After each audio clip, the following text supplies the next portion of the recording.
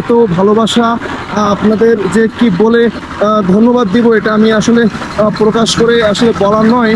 দেখেন এখানেও কিন্তু আজকেও সিমেন্ট আসছে, এবং দেখেন এখানেও কিন্তু বেশ খড় রাখা হয়েছে। দেখেন এখানে খড় রাখা হয়েছে, এখানেও কিন্তু রড চলে আসছে, এবং আজকে 35 জন কাজ করতেছে, 35টা জন কাজ করতেছে।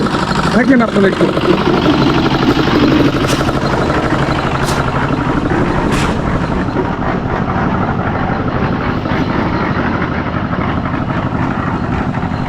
এই যে রডগুলো চলে আসছে এখানে, এই দুই পাশে আপনারা দেখতে পাচ্ছেন যে দুই পাশে রড চলে আসছে, এবং এভাবেই যেন দেশের জন্য, দেশের মানুষের জন্য অসহায় এলাকা, আসলে এই এলাকাটা খুব দরিদ্র এলাকা। দেখেন এখানে কিন্তু পর্যাপ্ত পরিমাণ বাড়িঘর আছে, কিন্তু এখানে পর্যাপ্ত পরিমাণ বাড়িঘর, ওদের মসজিদ ছিল না।